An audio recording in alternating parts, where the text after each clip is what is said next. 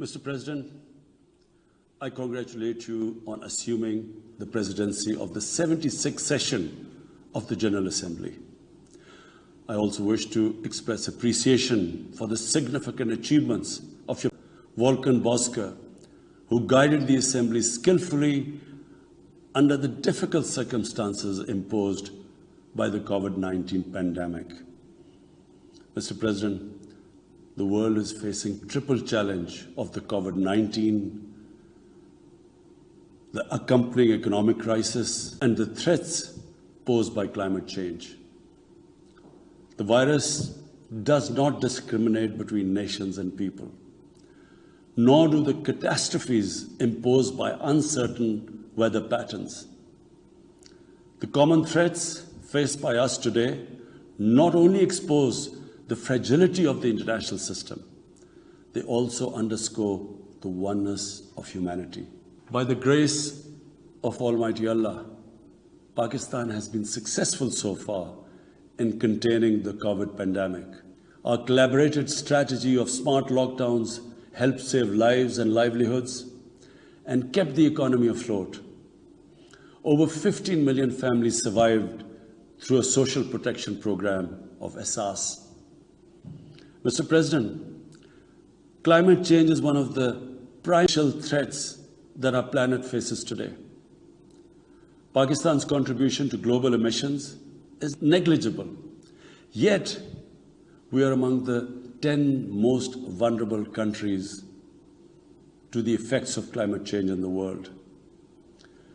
Being fully aware of our global responsibilities, we have embarked upon game-changing environmental programs, reforesting Pakistan through our 10 billion tree tsunami, preserving natural habitats, switching to renewable energy, removing pollution from our cities, and adapting to the impacts of climate change.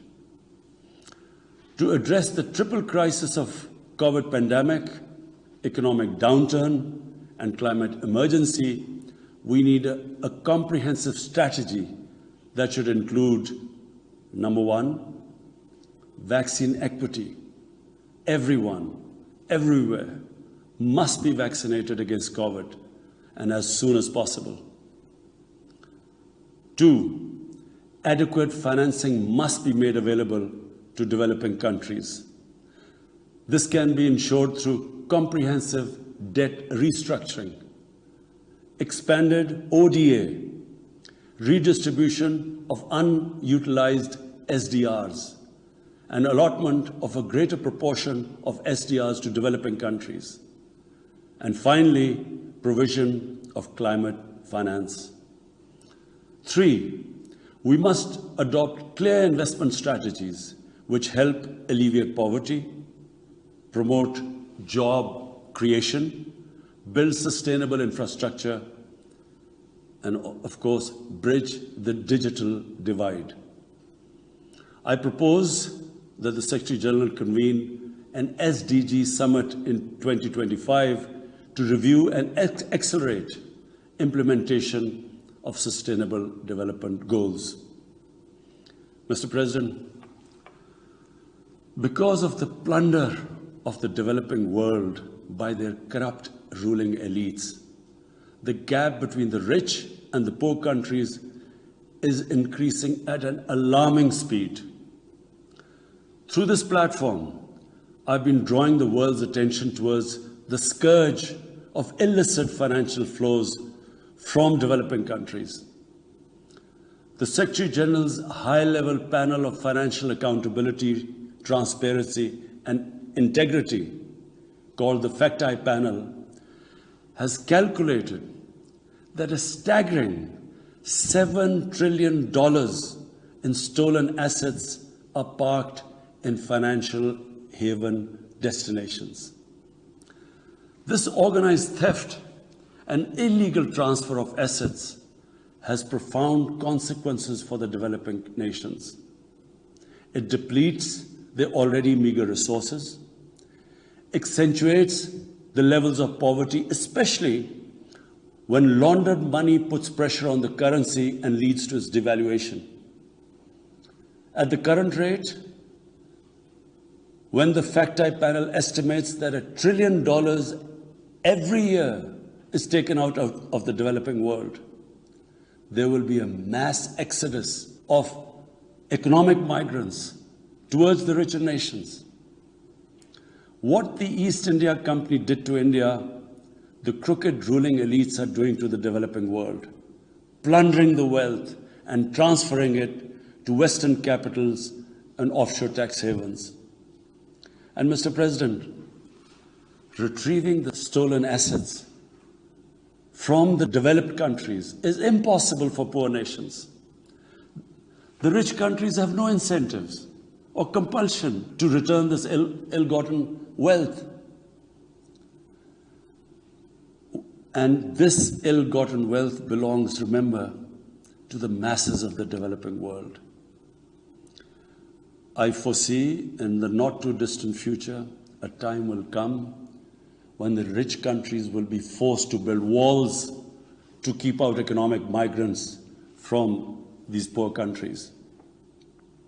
I fear a few wealthy islands in the sea of poverty will also turn into a global calamity like climate change.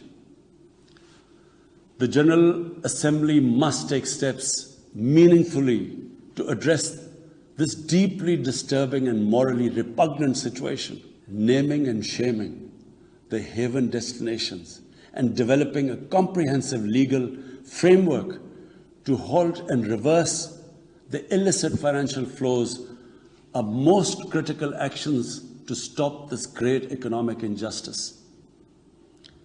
And at a minimum, the recommendations of the Secretary General's fact-type panel should be fully implemented. Mr. President, Islamophobia is another pernicious phenomenon that we all need to collectively combat. In the aftermath of the 9/11 terrorist attacks, terrorism has been associated with Islam by some quarters. This has increased the tendency of right-wing, xenophobic and violent nationalists, extremists and terrorist groups to target Muslims. The UN Global Counter-Terrorism Strategy has recognized these emerging threats. We hope the Secretary General's report will focus on these new threats of terrorism posed by Islamophobes and right-wing extremists. I call on the Secretary General to convene a global dialogue on countering the rise of Islamophobia. Our parallel efforts at the same time should be to promote interfaith harmony, and they should continue. Mr. President, the worst and most pervasive form of Islamophobia now rules India. The hate-filled Hindutva ideology propagated by the fascist RSS BJP regime has unleashed a reign of fear and violence against India's 200 million Muslim strong community. Mob lynching by cow vigilantes, frequent pogroms such as the one in New Delhi last year, discriminatory citizenship laws to purge India of Muslims, and a campaign to destroy mosques across India and obliterate its Muslim heritage and history are all part of this criminal enterprise. New Delhi has also embarked on what it ominously calls the final solution for Jammu and Kashmir dispute. It has undertaken a series of illegal and unilateral measures in occupied Jammu and Kashmir since 5th August 2019. It has unleashed a reign of terror by an occupation force of 900,000. It has jailed senior Kashmiri leadership, imposed a clampdown on media and internet, violently suppressed peaceful protest, abducted 13,000 young Kashmiris and tortured hundreds of them. It has extrajudicially killed hundreds of innocent Kashmiris in fake encounters and imposed by destroying entire neighborhoods and villages. We had unveiled a detailed dossier on gross and systematic violations of human rights by the Indian security forces in occupied Jammu and Kashmir. This repression is accompanied by illegal efforts to change the demographic structure of the occupied territory and transform it from a Muslim majority into a Muslim minority. Indian actions violate the resolutions of the United Nations Security Council on Jammu and Kashmir. They clearly prescribe, the resolutions clearly prescribe that the final disposition of the disputed territory should be decided by its people through a free and impartial plebiscite held under the UN auspices. India's action in occupied Jammu and Kashmir also violate international human rights and humanitarian laws, including the Fourth Geneva Convention, and amount to war crimes and crimes against humanity. It is unfortunate, very unfortunate, that the world's approach to violations of human rights lack even-handedness and even are selective. Geopolitical considerations or corporate interests, commercial interests, often compel major powers to overlook the transgressions of their affiliated countries. Such double standards, and the most glaring in case of India, where this RSS-BJP regime is being allowed to get away with human rights abuses with complete immunity. The most recent example of Indian barbarity was the forcible snatching of the mortal remains of the great Kashmiri leader, Sayyid Ali Shah Gilani, from his family, denying him a proper Islamic funeral and burial in accordance with his wishes and the Muslim tradition. Devoid of any legal or moral sanction, this action has been against the basic norms of human decency. I call on this General Assembly to demand that Sayyid Gilani's mortal remains be allowed to be buried in the cemetery of martyrs with the appropriate Islamic rites. Mr. President, Pakistan desires peace with India as with all its neighbors.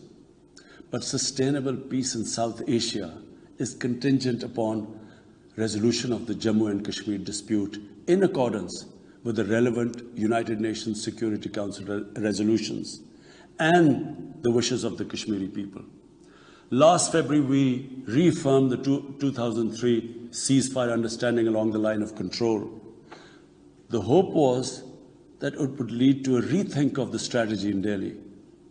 Sadly, the BJP government has intensified repression in Kashmir and continues to vitiate the environment by these barbaric acts. The onus remains on India to create a conducive environment for meaningful and result-oriented engagement with Pakistan. And for that, it must do, number one, reverse its unilateral and illegal measures instituted since 5th August 2019. Secondly, stop its oppression and human rights violations against the people of Kashmir. And three, halt and reverse the demographic changes in the occupied territory.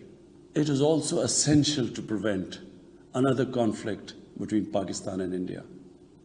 India's military buildup, development of advanced nuclear weapons, and acquisition of destabilizing conventional capabilities can erode mutual deterrence between the two countries. And now, Mr. President, I want to talk about Afghanistan.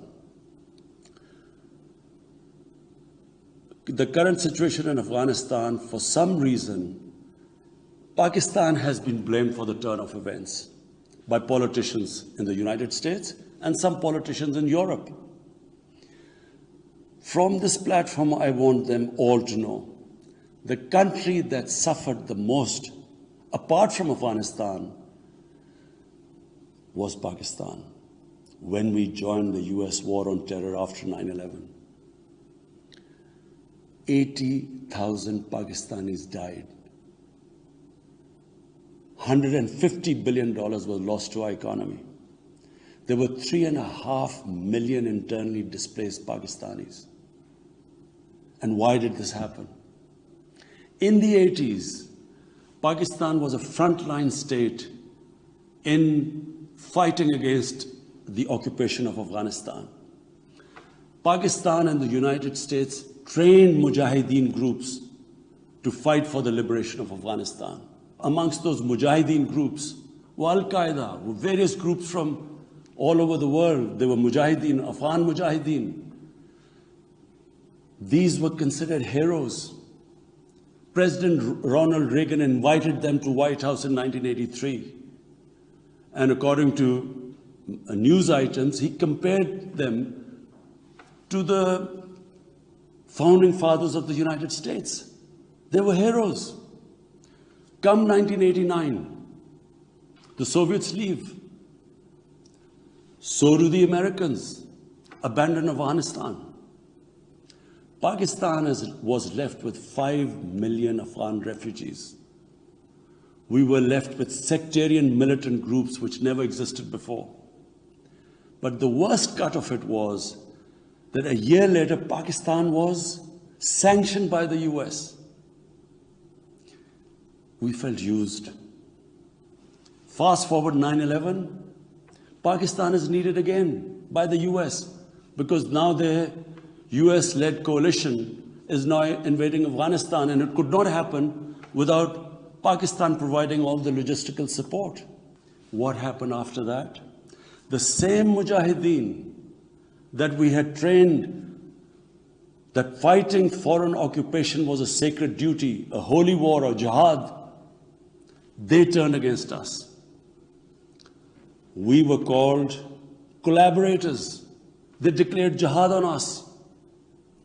Then all along the tribal belt bordering Afghanistan, the Pakistan semi-autonomous tribal belt, where no Pakistan army had been since our independence, they had strong sympathies with the Taliban, Afghan Taliban, not because of their religious ideology, but because of Pashtun nationalism, which is very strong. Then there were 3 million Afghan refugees still in Pakistan, all Pashtuns, living in camps, 500,000, the biggest camp, 100,000 camps. They all had affinity and sympathies with the Afghan Taliban. So what happened? They too turned against Pakistan. For the first time, we had militant Taliban in Pakistan. And they too attacked Pakistan government. When our army went in the tribal areas for the first time in our history, whenever an army goes into civilian areas, there's collateral damage. So there was collateral damage, which multiplied the militants to seek revenge. But not just that. The world must know that in Pakistan, there were 480 drone attacks conducted by the US. 480 drone attacks. And we all know that drone attacks are not that precise. They cause more collateral damage than the militants they are targeting. So, who did the people whose relatives were being killed? Who did they seek revenge? Against Pakistan. Between 2004 and 2014, there were 50 different militant groups attacking the state of Pakistan. At one point, people like us were worried that will we survive this? There were bombs going all over Pakistan. Our capital was like a fortress. Had it not been for one of the most disciplined army in the world and one of the best intelligence agencies in the world, I think Pakistan would have gone down.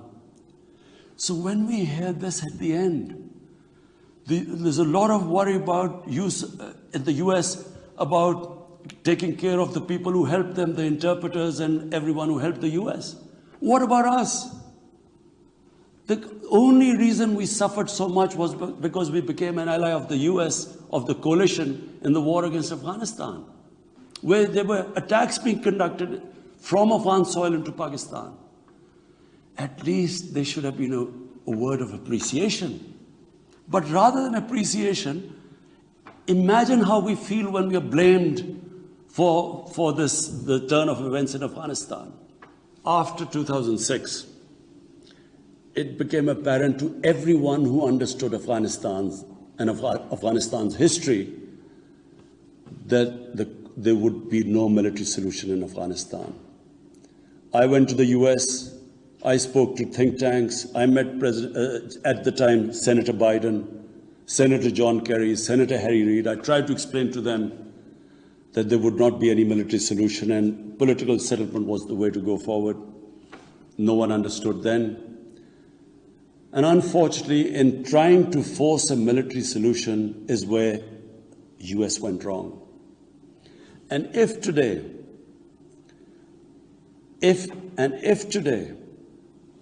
the world needs to know why the Taliban are back in power, all the world has to do is do a deep analysis of why 300,000 well-equipped Afghan army, and remember, Afghans are one of the bravest nations on earth.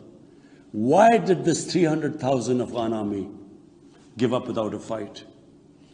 The moment a deep analysis of this is done, the world would know why the Taliban are back in power, and it's not because of Pakistan. So, Mr. President, right now, the whole world community should think, what is the way ahead? There are two paths we can take. If we neglect Afghanistan right now, according to the UN, half the people of Afghanistan are already vulnerable. And by next year, almost 90% of people in Afghanistan will go below the poverty line. There's a huge humanitarian crisis looming ahead. And this will have serious repercussions, not just for the neighbors of Afghanistan, but it will have repercussions everywhere if a destabilized, a chaotic Afghanistan again becomes a safe haven for international terrorists. The reason why the US came to Afghanistan in the first place. So therefore, there is only one way to go. We must strengthen this current government, stabilize it, for the sake of the people of Afghanistan. What have the Taliban promised? They will respect human rights. They will have an inclusive government. They will not allow this soil to be used by terrorists. And they have given amnesty. Now, if the world community incentivizes them, encourages them to walk this talk, it will be a win-win situation for everyone. Because these are the four things that in Doha, when the US was talking to the Taliban, these were the conditions the dialogue was all about. So if the world can incentivize them to go this direction, then after all, this 20-year of presence, of coalition presence in Afghanistan would not be wasted, because Afghan soil would not be used for international terrorism. So I end my talk, Mr. President, by urging everyone that this is a critical time for Afghanistan. You cannot waste time. Help is needed there. Humanitarian assistance has to be given there immediately. And the Secretary General of the United Nations has taken bold steps. I urge you to mobilize the international community and move in this direction. Thank you.